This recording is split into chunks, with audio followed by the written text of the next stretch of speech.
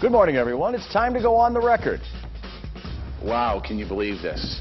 Shock and awe. Boston 2024 moves ahead in the Olympic Games with the promises of transparency. We must have judgment to make our government as efficient, responsive, and innovative as it can be. The Charlie Baker era has begun. Beacon Hill's first test with the new guy in town, cutting $500 million.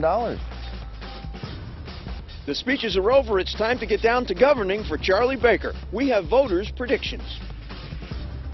This is the last moment to turn back. The Massachusetts Senate has a witty new leader, the Senate President Stan Rosenberg. He's our guest this morning on OTR.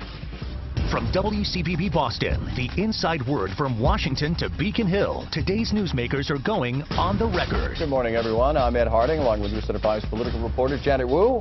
Happy New Year to you. Thank you for joining us on OTR. It's been a huge week at the Bay State. Much to discuss this new year and this new day. We begin with the new Senate President on Beacon Hill, Stan Rosenberg. He's 65 years old, Democrat from Amherst.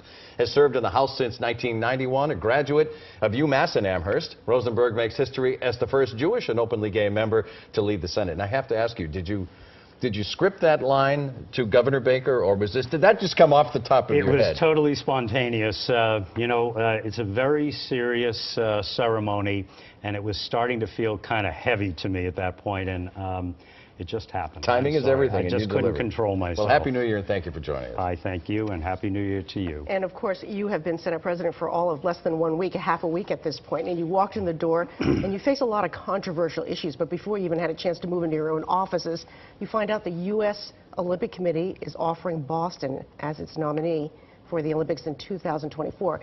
Is this bottom line? I know you're probably joining the chorus. People are really happy that Boston is getting this recognition, but can this not cost taxpayers any money?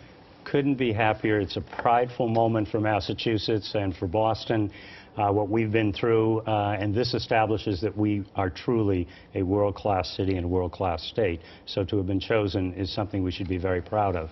Now we have to get into the public policy realm, and we have to take a look at this proposal with very, very careful eyes. The organizers of this proposal say that we can do this without any public funds. They've modeled it, they say, after other places that have been successful in putting the whole Olympics together without touching public funds.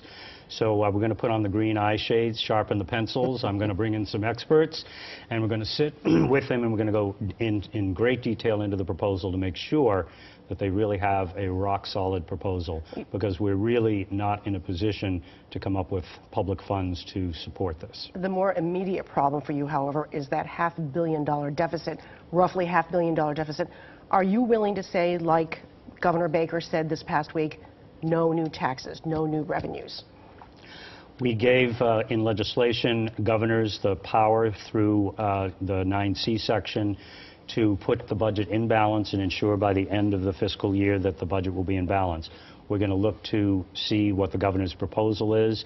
His team will be drilling down in every single department, every single program, and identify where there is some flexibility. He'll tally it up, and he'll bring us a proposal and show us how he's going to get it done. We hope that he'll be able to do it without causing dislocation and causing too much pain, but it's not easy to cut. We know that. He's a sensitive and a thoughtful and a strong manager, so I'm confident that he's going to come forward with a very good plan. But do you rule out taxes?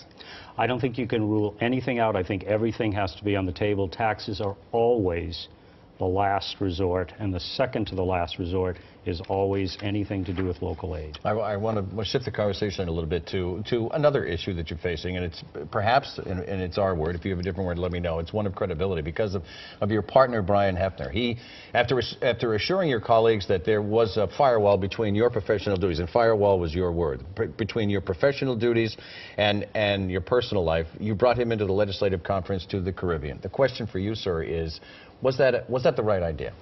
He has his job. I have my job. We're going to do our separate jobs. We are entitled as couples to go on vacation like anyone else. So you can be assured, as were my colleagues, when they gave me a vote of 34-0 in the Democratic caucus, that I can manage my personal life as well as my public life. And in the end, the entire body, 40-0, voted their confidence in my ability to do so. But you know how important optics are in government, and just the visual of the two of you, and you're absolutely right, couples are entitled to go on vacation. That's not the question, but to go from one comment to another, do the optics say something else? He'll be doing his job, I'll be doing my job. It's ancient history. The fact that there was such scrutiny on you, perhaps maybe this was not the opportunity, the right opportunity. Did you make a mistake having him come along on this conference with you? He and I planned to go on vacation. He was at the resort. He was not at the conference. There were 3 other legislators whose spouses were with them. They were on vacation. They were not at the conference. It was only my partner who was scrutinized for being at the same venue while he was on vacation and I was at work. Moving on to the new governor. You and he worked together across the aisle, or I should say he was at A&F. You were the Senate Ways and Means Chairman for 3 years. He's a known political quantity. You know what he's like. He plans to cut the budget, and in ways that perhaps do not fit into your political philosophy. For example, he wants to deny driver's license to illegal residents. He wants to have... There are a lot of major philosophical differences outside of the budget. Do you see a dividing line where the honeymoon perhaps ends?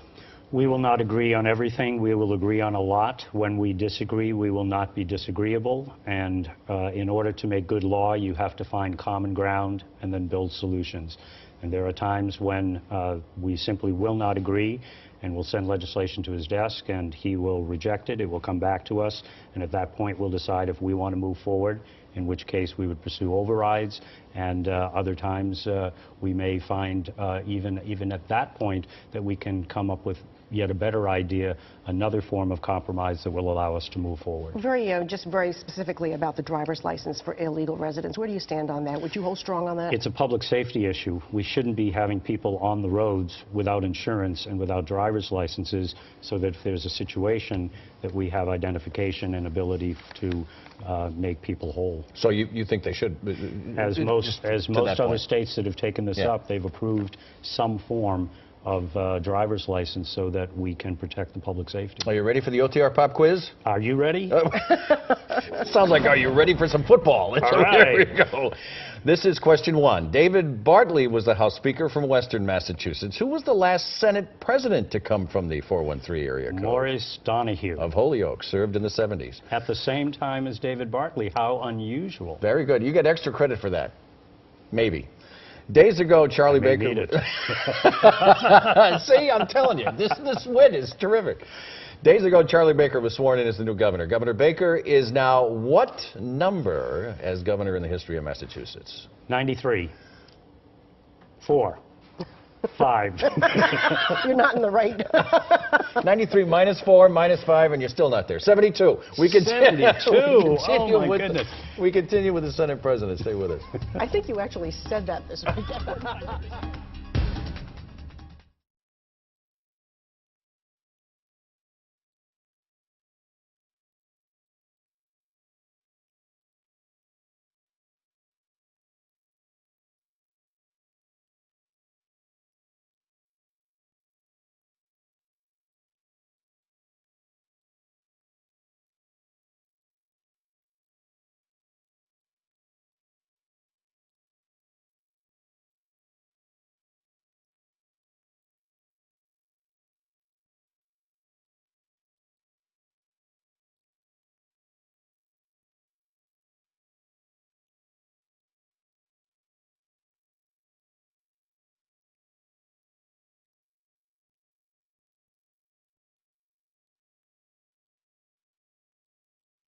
We're back with the Senate President, Stan Rosenberg, on the OTR pop quiz. Question 3.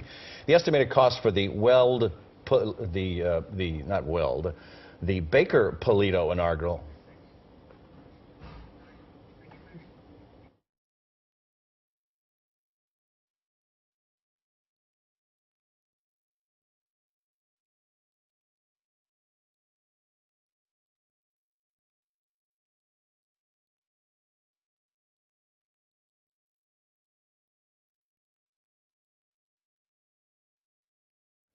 We continue with the OTR Pop Quiz with the Senate President.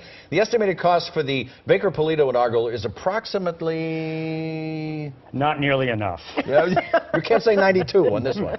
How much? Do you give me a number? Not nearly enough, but I assure you there was not one penny of public funds in there. There you go. Spoken brilliantly. 1.6 million. Big business contributed. 17 top donors gave 25 grand. Former Governor Deval Patrick is being sued by a former state official that he once appointed. Who is that, and what is the issue? Oh, it was a commissioner, and I don't remember the issue. Sandra Edwards, a former head sex offender registry board. There you go. Question 5. The minimum wage increased on January 1st from $8 to $9. By 2017, when the International Olympic Committee will decide whether or not the Olympics will be here, it'll rise to $11 an hour. It'll be the highest in the nation. Approximately how many Bay State workers earn minimum wage? Oh, it's several hundred thousand. I'm going to say 200,000. Yeah, 280 is exact, but you're right there. You're at 280,000, make about 9% of the state's workforce. You are off the hot seat, sir. Thank you. Brilliant. That's always the hardest part of the show, isn't it? You sailed right through you it. got 3 right, plus the bonus that... Plus the bonus. Plus I got bonus points. That's All what right. I'm saying. Exactly. Right. Hey, and the last time we were here on redistricting, and Mike Moran and I did it together, and we got all 5. Look at but that. that wasn't Was that fair. because of Mike Moran, or was that because of you? We were a great team, by the way. He was terrific working on that with me. You've been a legislative leader. You've been in the Senate, one of the Senate leaders for a very long time, so you know how long the state has debated the casino issue. Now, Boston Mayor Marty Walsh, your former colleague, is suing the state over the Everett license. Do you think Walsh is right to do this? Do you think this was the right thing for him to do?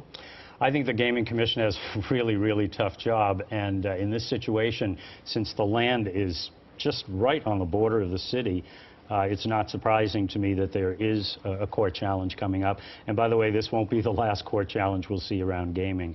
So I think he's got a tough case to make, but you know, nothing ventured, nothing gained. The city will be impacted, and he's looking to make sure that his city gets the help that it needs. Is there